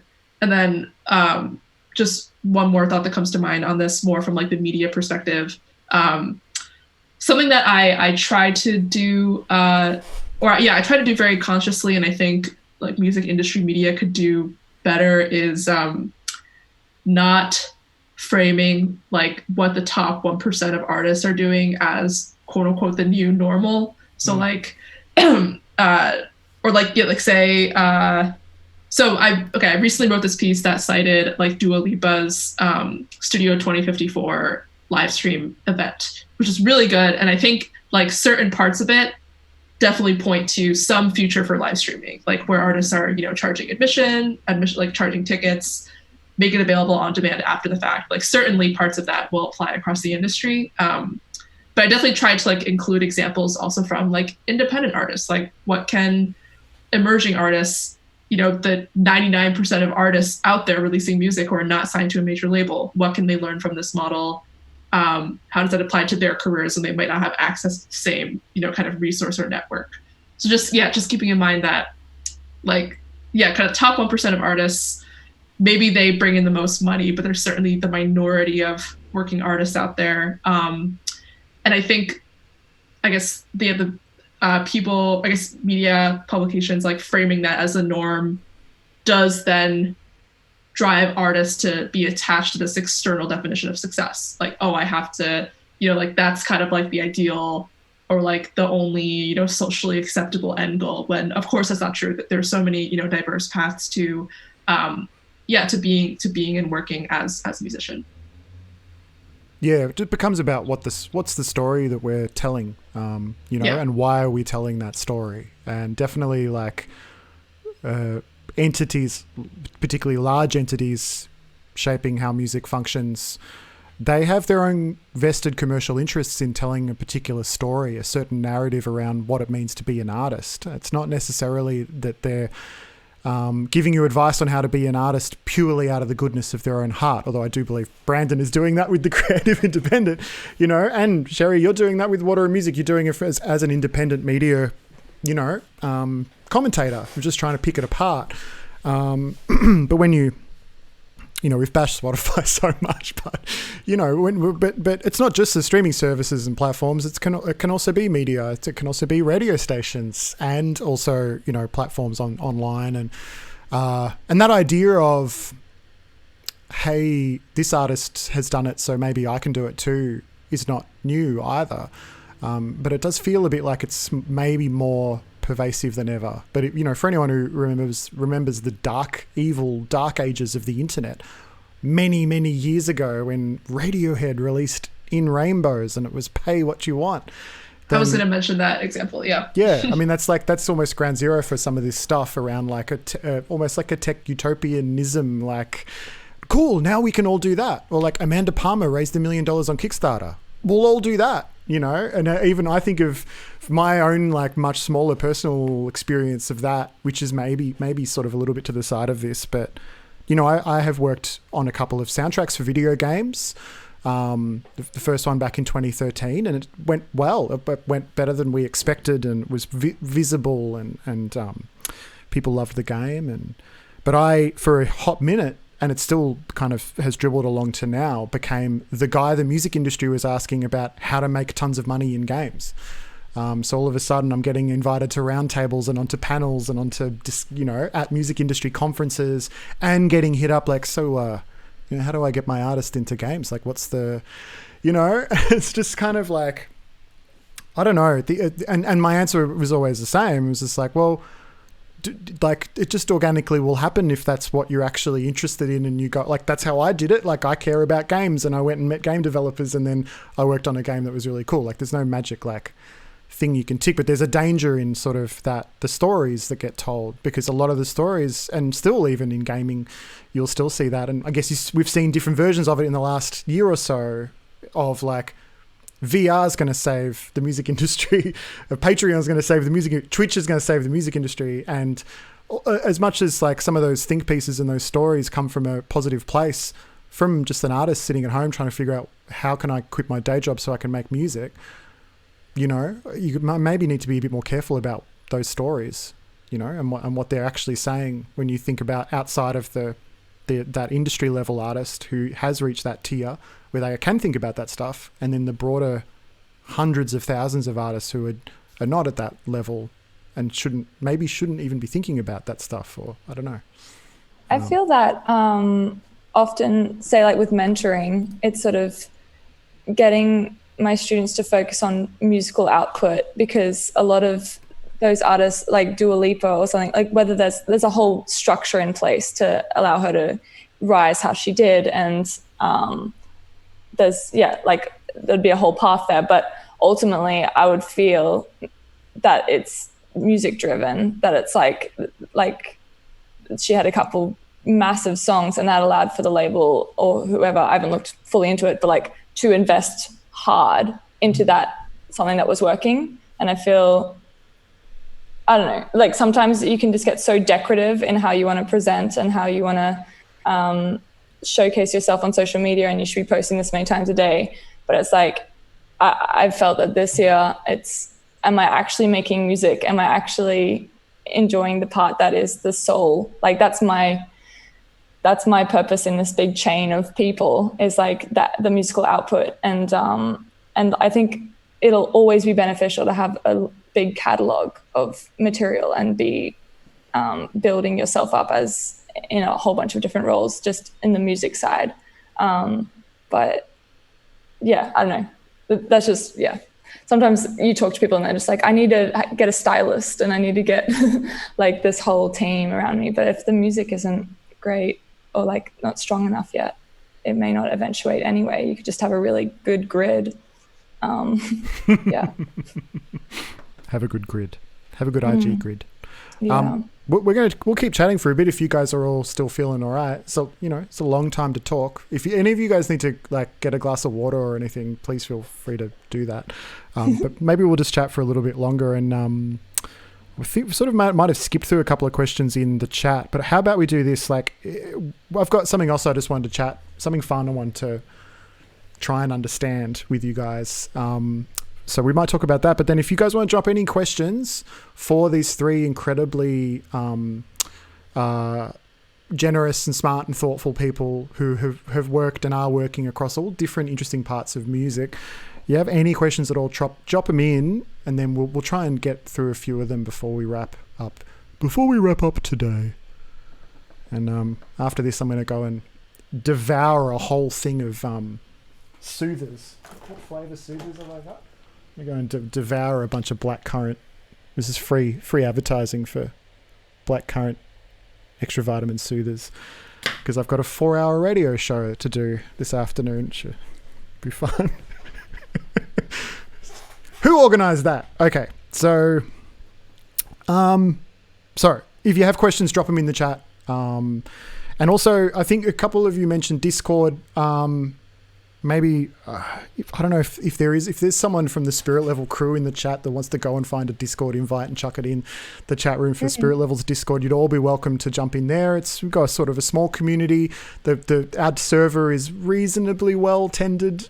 I would say poorly tended by me at the moment, because I think we're still trying to figure out exactly how to use it, and what we can get the best, how to get the best out of it.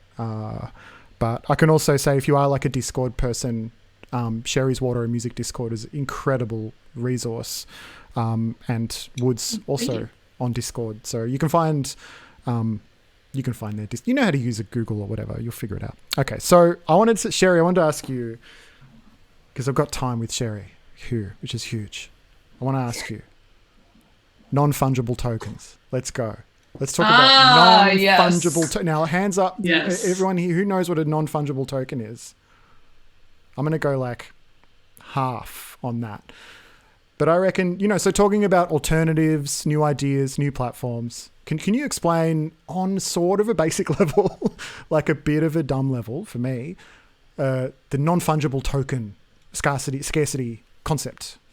Yeah, for sure. So yeah, I think, okay, so the best approach to this, I think, where to begin? Oh gosh. So I think it'll be best to start by like contextualizing kind of the rise of non-fungible tokens or NFTs, and talking about, and I guess an area of conversation around the limitations of the streaming model and like what alternatives exist. So I think a major difference between streaming and touring is this notion of scarcity. I think by the way that a lot of artists distribute their music onto streaming services, you're distributing it across multiple different services, most of which are available for super low cost or for close to free, especially if you're using like YouTube or SoundCloud.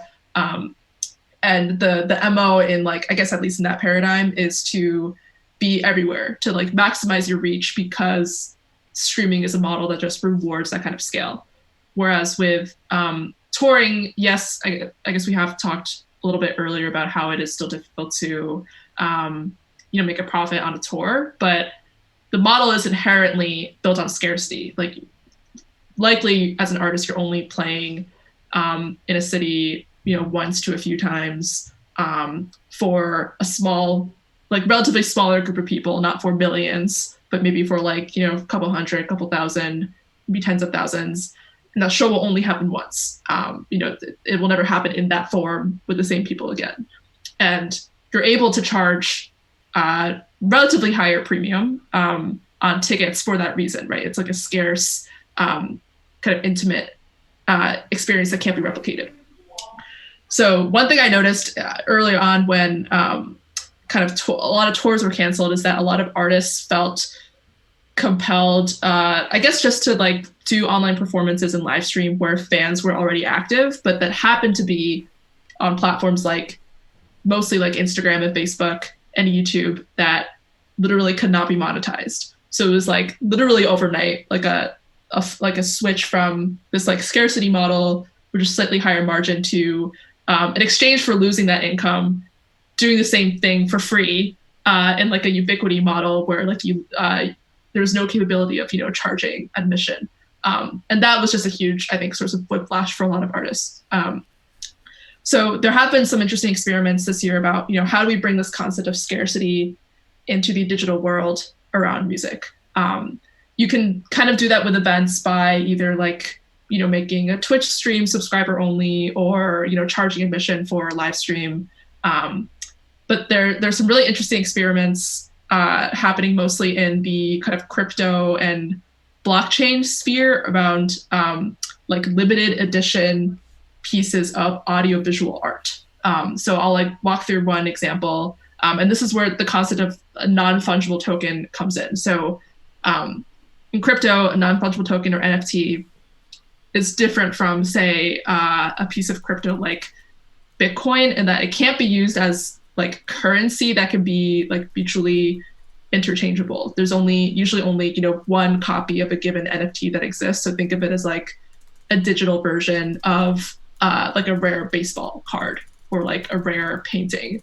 that is like encoded on whatever say like Ethereum, whatever blockchain you're using. And there's like full transparency about like, who owns that token, etc. And I guess you can make limited editions of NFTs, but the notion is that they are rare. So it's been mostly electronic producers who have been experimenting with releasing music, usually with some kind of visual component. They'll collaborate with like a designer, videographer, to release like either one or say like 1 to 10 versions of say like just this GIF or like this song. And there are a bunch of like digital art marketplaces that are facilitating this. Super Rare is probably one of the most popular ones. Nifty Gateway is another popular one. And because they are rare, they can, so there are multiple options. You can either just like sell it like a normal transaction, or you can hold auctions. And I know like Blau and RAC are two electronic music producers who've experimented with this, and they've sold like individual pieces of audiovisual art on Ethereum for as much as like $10,000 to $12,000 a piece. And just like the economics of that are so fundamentally different from what we expect in streaming, where it's like in this case it's you're selling one copy at like a really, really high price that fans are willing to pay for, like pay additional, I guess, money for. Whereas in the streaming model, it's like you're trying to be everywhere. There's no sense of scarcity. You're just maximizing scale. So yes, especially in the last kind of, I guess, second half of 2020, I'm seeing a ton of experiments. Mostly electronic and hip hop artists, I would say, with NFTs. So yeah, it's just one model. It does require definitely some knowledge of crypto. So there is that kind of barrier to, I guess, even like understanding how the landscape works. But those kinds of models are definitely exciting to me. There's a couple of fundamental things you kind of have to get your head around to even process it, which I think is why I've had a bit of trouble. One is that we're so used to digital things not being scarce. Like it's very difficult to process the idea of, like you said, a GIF, like something that feels essentially like it's a little bit of animated art with a song behind it. It's hard to imagine that as a thing that someone owns. It's like saying some random GIF on Giphy, or this person owns it, it's worth $10,000. Like it's really hard to even process how that actually functions. But I guess like, to me, I also just go, who buys this stuff? Like who would spend $10,000 on a GIF? So in that sense, from the reading I've tried to do on this, there's two answers to that. One, it's like art collectors. It's people who are sort of, they're doing it because they can do it, and there's a prestige or just some inner satisfaction that comes from doing that when you've got that amount of expendable income and an interest in crypto and digital art. But it's also maybe some of these platforms. It's also about investment, right? It's about that you're actually. Because this is when we get into the sense that we get to talking about artist tokens, and about that you might actually be investing in a piece of art or a piece of cryptocurrency that may or may end up being one and the same, or that will maybe over time increase in value as artist fan bases move towards that way of interacting and owning pieces of artists. Does that sound right? Am I getting into tokens now? I think so. Yeah. No. Yeah. It is called non-fungible token. I think it's definitely related. I'm trying to think of what else I wanted to add. Yeah. So what's interesting and definitely can be a turnoff for some people, which I totally understand about NFTs, is that I think there definitely is a fine line between fandom and speculation. Like there are some people who, especially earlier on, like when an NFT is like launched and it's like a limited number of copies, is in this case it's just like, I guess, the sneaker market or like the secondary ticketing market. People just like will buy it up front, expect the hype to kind of spike in the next like day or two, and then just kind of sell it off and then make the profit as a result. It's kind of hard to like prevent that activity, I think, for now. That will always be there. But yeah, I think a lot of, I would say it's either like, people who are not interested in the artist at all are just there to like speculate, or definitely like more loyal diehard fans who want to, hold on to this. Some people are calling it like a piece of digital history around an artist. And also something else especially in the case that there's like an audiovisual component, like a GIF. Another thing that's like difficult, even like for myself to wrap my head around sometimes, is that like anyone can technically, like, you can go on Super Rare, take this GIF that Blau has sold, screenshot it, and share it with your friends. Like, it's not like people who don't have the token can't share it. You can still like share it for free, and I guess that's like a great thing or a terrible thing depending on who you are about like kind of images on the internet, and how like copyright works there. But I guess the idea is that just like with I think with like normal fine art paintings as well, the value of that piece of work can increase the more exposure it has. It's not necessarily mutually exclusive. Like, oh no, people can't share this, otherwise no one's going to want to buy it. I think the unique dynamic of the internet is that, like as more people share it, more people are interested in maybe, acquiring one of these tokens, and the price goes up. So yeah, it's definitely strange, but it's something that, I guess thinking specifically about the music industry and about artists, the concept I think finally makes more sense. It's not just abstract. It's like, no, but it's actually, this kind of scarcity model that worked for us is like not available in the real brick and mortar world. What equivalents exist online? And I think, like blockchain and crypto as technologies specifically are particularly, I think, well suited for that. I think anyone who's kind of curious to dig in a little bit more on this stuff might want to check out Audius. This is just like a new blockchain built platform. And then also I think Zora, is that the name of it? Is Zora also? Yeah, Zora has worked, with a couple of producers. Foundation is another one.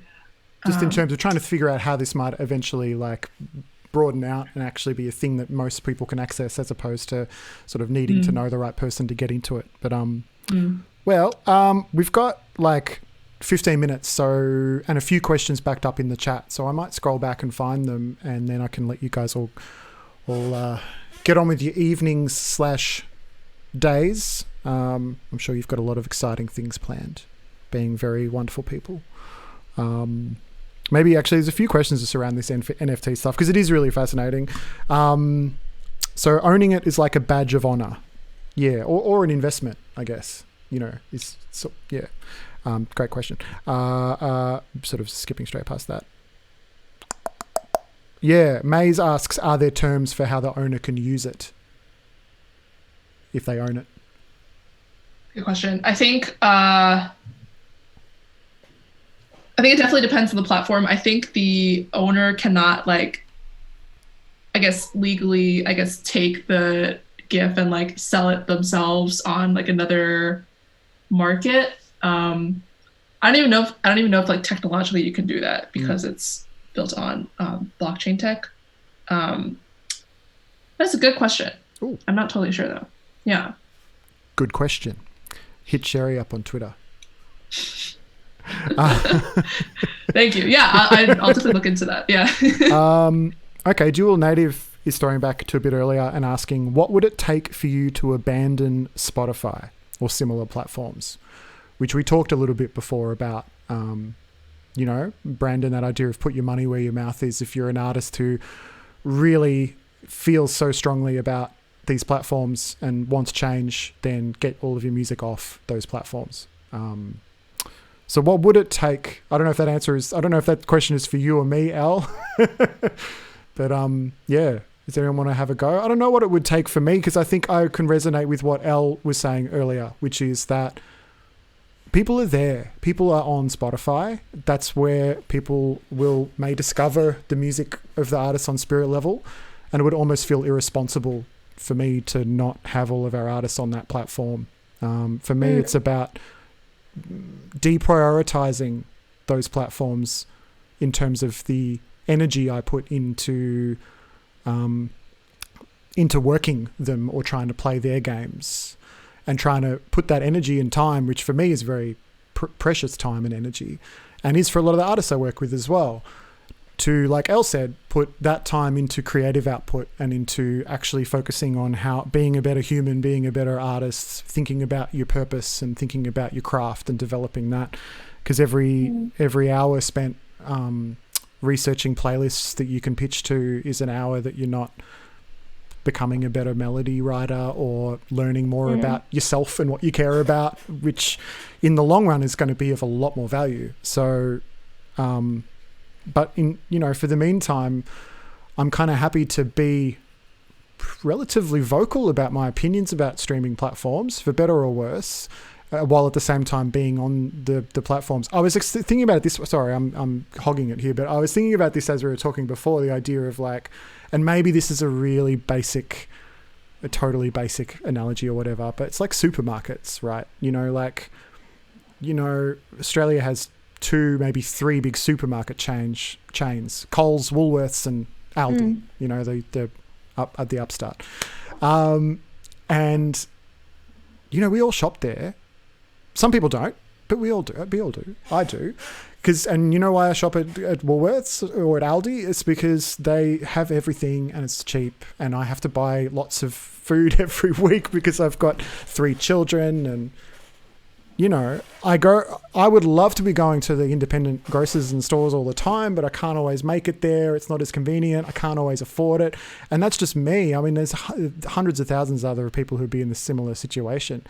So, I want to make sure that my music is in the supermarket, because it can be, because it's a supermarket of infinite space, while at the same time still be campaigning for people to go to the local indie store as well. That's the gap that I want to see narrowed, is how to get people from one onto the other, how to shoot people from one over to the other and not have them stuck in the supermarket, which no one wants. And I feel like I'm probably running this analogy into the ground now. But, I do think one thing that I've seen with friends of mine who run record labels is that the majority of them had really good years this year, where they sold a lot of records, and they sold more records than they normally do, because people can consume music from not leaving their homes. And I think a lot of people, if they couldn't go to tours, like you're saying, you end up saving money. The artist saves money and the consumer saves money. So, I'm going to buy that record instead. And just those kind of practical things, where I was talking to one person, he's like, yeah, my label has actually gone up 400% this year, and people are making like massive, labels are doing fine, like that's the thing. And they're selling tons of records, and many people are having super good years in that way. And yeah, people will find music and buy it. I think that's sort of my thing with the streaming stuff is it's important. Obviously, it's a huge part of things, but on like a practical day-to-day level, there's so many other ways to kind of dig in and to make money as an artist. And I think putting all your thoughts there, it's tricky. And, it's so you also just see sort of previous models being replicated. Like we were talking about, I mean, the idea that Cherie was just talking about is so much like video art in the 80s or something, like how do we sell video art? How do we like make it unique? If someone's going to make a video and sell it to a collector, how do we like make sure does it come with like a little terms of service? Can they not show it in public? Do they have to get the rights from the gallery? Like, yeah, all these models are just like replicating previous models, but just like applying them onto different platforms. And it's kind of dealing with the same issues, but just with different technology. And at the end of the day, it's like, it all comes down to like a person's ethics and like a person's how they're going to deal with that stuff and how they're going to treat it. Because at the end of the day, it's like the only thing that hasn't shifted is the human being itself. Everything else around us shifts, but that's the thing that kind of essentially stays largely the same and has for a long time. But we just kind of come up with this, we sort of face the same issues over and over again with different platforms, And I feel like if this panel were to happen in 40 years from now with different people, they'll probably be wrestling with similar things, but just different technology, Unfortunately. Or actually, I meant to maybe, ask, are you guys available in 40 years? I'll just put it in the calendar. Send you a Google Calendar invite, because that'd be great. That'd be great. Like 7-Up, we check in every 7 years, have the same conversations about music and art. Well, maybe a nice place to wrap up could just be like simply, what are you guys each working on and excited about for the new year? I mean, this is a time where I hope for you guys and for anyone in the chat that you're all getting some time off and some time to not think about any of this and to really disconnect and just be human beings with family and friends and all of that kind of stuff. But when 2021 ramps up, just simply on a personal level, what are you excited about getting your teeth stuck into, getting your hands dirty with?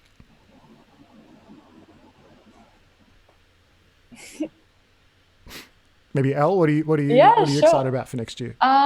Next year, It's an interesting thing in that I still feel like it's hard to fully fledge a big plan, but I've actually, like, I do have your book, Brandon, but like I have that, and I haven't been writing in the book. I've been writing on piece of paper because just straight away I was like, I knew that I was going to be sharing it with friends and like wanting them to all just like, it's such an amazing tool. But I think I've been really trying to reconnect with. It's really good. It arrived just when I needed it, I think.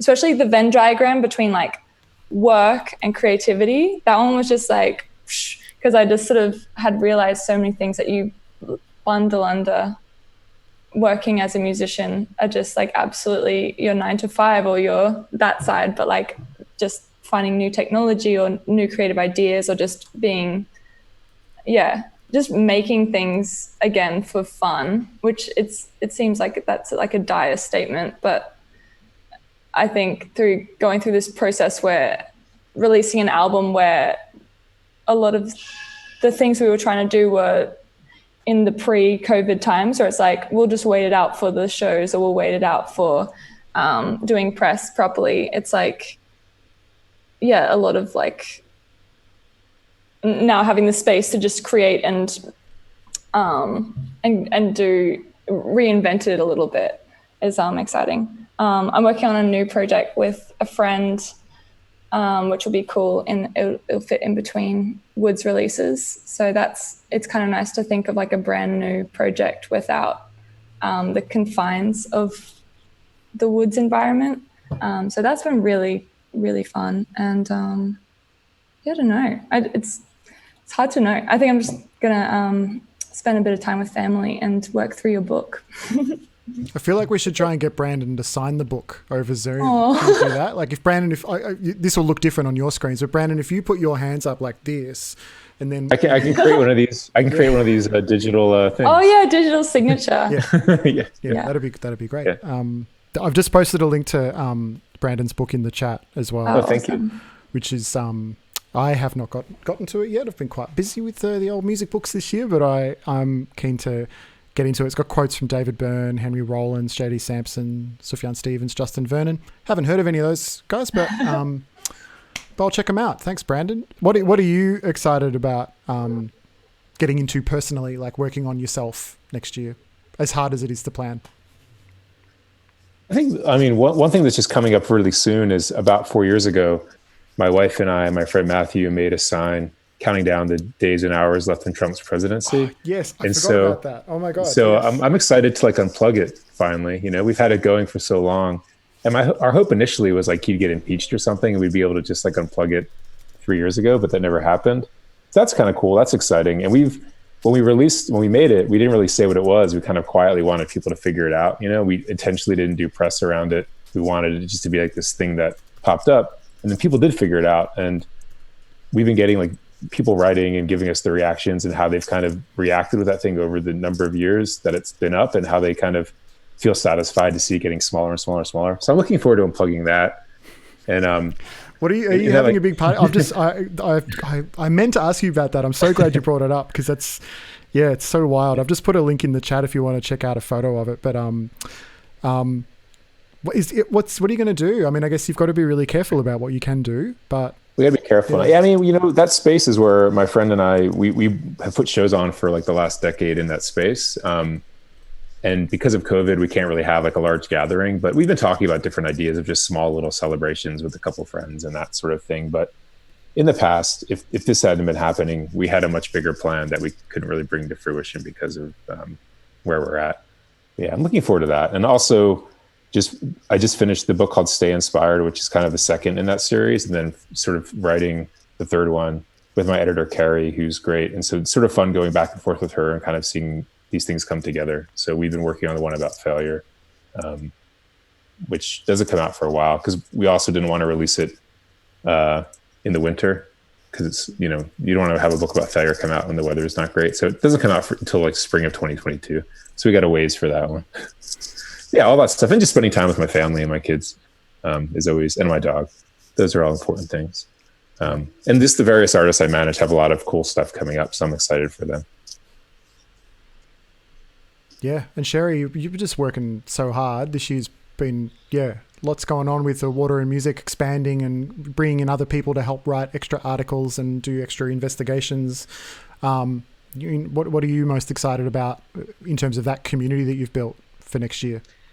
Yeah, definitely. Thank you again. I guess it's an interesting transition period now for water and music, whereas I guess this time a year ago, it was still like primarily a newsletter just written by me, and it's kind of in the middle of expanding into, I think like the better word for it now is like a publication, not necessarily a newsletter. It's like a publication that happens to be very newsletter centric.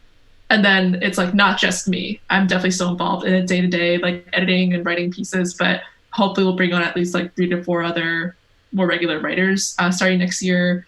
There'll be like a standalone water music website, which will be big, and we'll just be on Patreon. And so that'll be kind of like the destination for all those articles. So yeah, I'm really excited. I haven't really like gone through that process before of like building out this company, hiring staff in that way. So it's definitely daunting, but also exciting.